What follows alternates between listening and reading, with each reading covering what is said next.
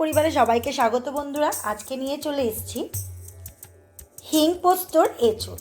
তো হিং পোস্ত এঁচোড় কী করে রান্না করব, তো সেটি ভিডিওটি স্কিপ না করে দেখতে হবে। আমরা সব সময় এঁচোড় দিয়ে চিংড়ি মাছ খেয়েছি বা আদা জিরে বাটা দিয়ে এঁচোড় খেয়েছি। একটু স্বাদ বদলের জন্য হিং পোস্ত দিয়ে এঁচোড় আপনারা বাড়িতে ট্রাই করতে পারেন। তার জন্য কি কি লাগবে দেখুন। আমি এখানে একটা মাঝারি সাইজের এঁচোড় কেটে নিয়েছি। এঁচোড়ের কাটাটা দেখুন এরকম ডুমো ডুমো করে কাটা হবে। আর রয়েছে এখানে ডুমো ডুমো করে কেটে রাখা আলু, আর রয়েছে এখানে টমেটো কুচোনো, ঘি, পোস্ত বাটা 4 থেকে 5 চামচ পোস্ত বাটা, নুন চিনি স্বাদ মতন,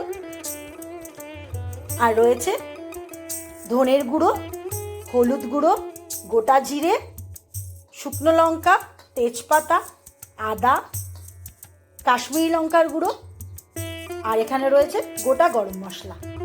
তো ঝালের ব্যাপারে বলে দিই বন্ধুরা, যদি ঝাল খেতে ভালো লাগে তাহলে পরে আপনারা নর্মাল লঙ্কার গুঁড়ো ব্যবহার করতে পারেন এর সাথে।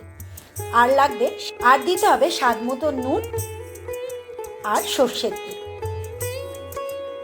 তো ভিডিওটি এবার শুরু করা যায়।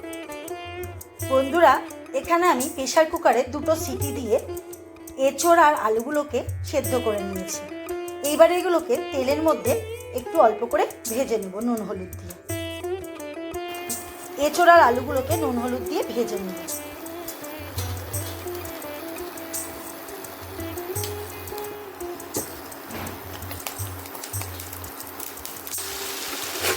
সমস্ত এঁচোড় আর আলুটাকে এর মধ্যে দিয়ে দিয়েছি তেলের মধ্যে।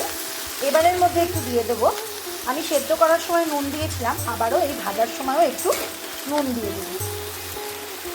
এই নুনটা দিয়ে দিলাম, আর দিয়ে দেবো সামান্য হলুদ দিয়ে খুব ভালো করে নাড়াচাড়া করব। একটু ভাজা ভাজা হয়ে গেলে নামিয়ে নেব। সেদ্ধ আর আলু সেদ্ধটাকে তেলের মধ্যে ভেজে নিয়ে একটা পাত্রের মধ্যে তুলে নিয়েছি। কড়াটা খুব ভালো করে গরম হয়ে গেছে। এবার এর মধ্যে দিয়ে দেবো সর্ষের তেল।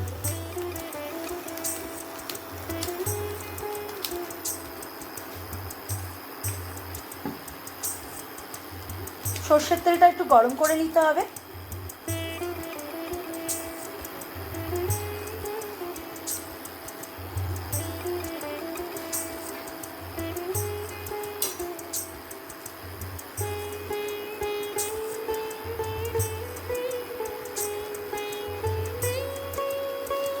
একটু গরম হয়ে গেছে তেলটা। এবার দিয়ে দেবো 2টি তেজপাতা, শুকনো লঙ্কা আর গোটা জিরে।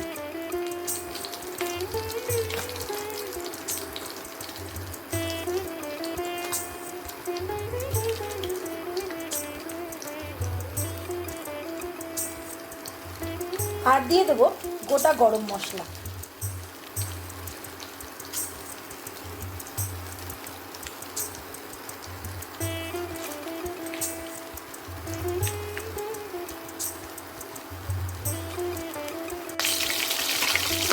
খুব ভালো করে নেড়ে নেব।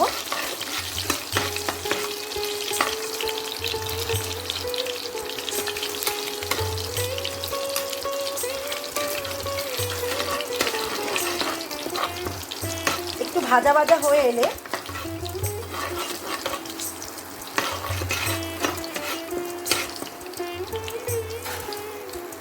এবার দিয়ে দেবো আমি এর মধ্যে হিং।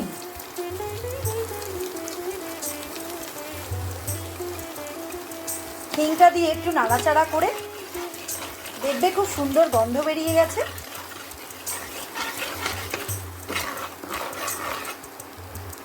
তখন তার মধ্যে দিয়ে দেবো টমেটো বাটা।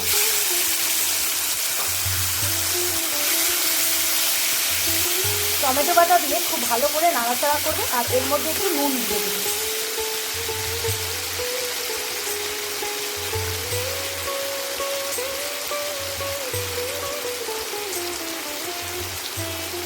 নুন দিয়ে দিলাম।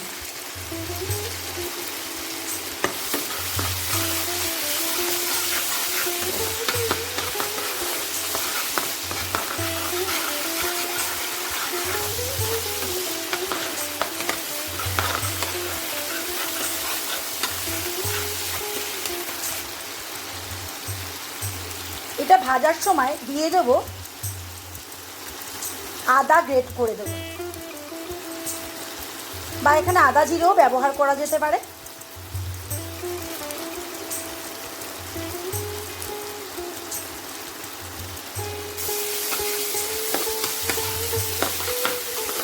আদাটা দিয়েও আদাটা এর মধ্যে দিয়ে করে নেব।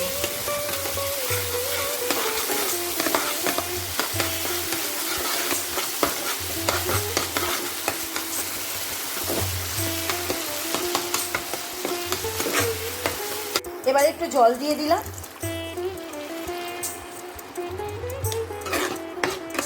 গ্রেভিটা ফুটে এলে আমি এবার এর মধ্যে সমস্ত ভেজে রাখা এঁচোড় আর আলুগুলোকে দিয়ে দিলাম, দিয়ে ভালো করে তেলের সাথে এর মধ্যে মশলার সাথে কষিয়ে নেব। খুব ভালো করে কষানো হয়ে গেছে। এবার এর মধ্যে সমস্ত এঁচোড় আর আলুগুলোকে ভেজে রাখা এঁচোড়গুলোকে দিয়ে দিলাম।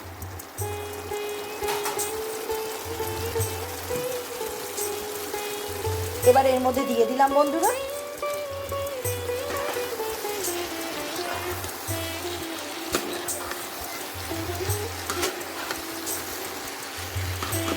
দিয়ে এবারে খুব ভালো করে এই মশলার সাথে মিক্সড করে মিনিট 10 মতন আমি ভালো করে কষে নেব ধিমে আছে।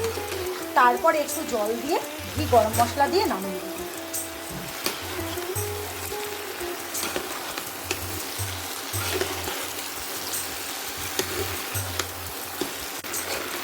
খুব ভালো করে কষা হয়ে গেছে বন্ধুরা, একটু তেলও ছেড়ে দিয়েছে তার থেকে। এবার আমি এর মধ্যে দিয়ে দেবো গরম জল। গরম জল দিয়ে এটা ভালো করে সেদ্ধ হতে দেবো। এমনিতেই আমি সেদ্ধ করে রেখেছিলাম, তো আরও একটু সেদ্ধ করার জন্য একটু গরম জল ব্যবহার করব। এই গরম জলটা এবার এর মধ্যে দিয়ে দিলাম।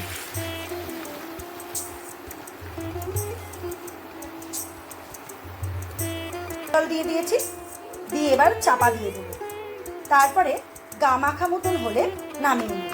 আর নামাবার আগে ঘি গরম মশলা দিয়ে দেব। দিয়ে দিলেই তৈরি হয়ে যাবে হিং পোস্তর এঁচোড়ের ডালনা।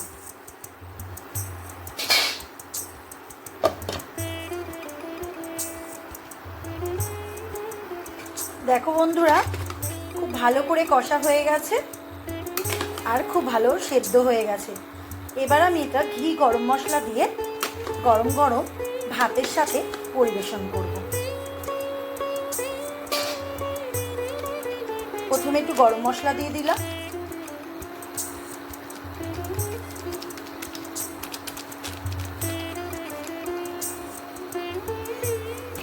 তারপরে দিয়ে দিলাম ঘি।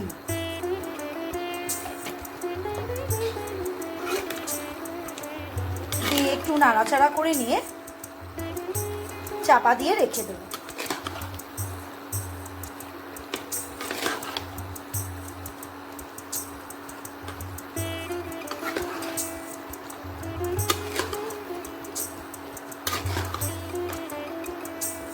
তো এঁচোড় রেডি হয়ে গেছে। এবার গরম গরম পরিবেশন করুন। দেখে যদি ভালো লেগে থাকে লাইক শেয়ার কমেন্ট আর সাবস্ক্রাইব করার অনুরোধ রইল। আজকের মতন ভিডিও এখানেই শেষ করব।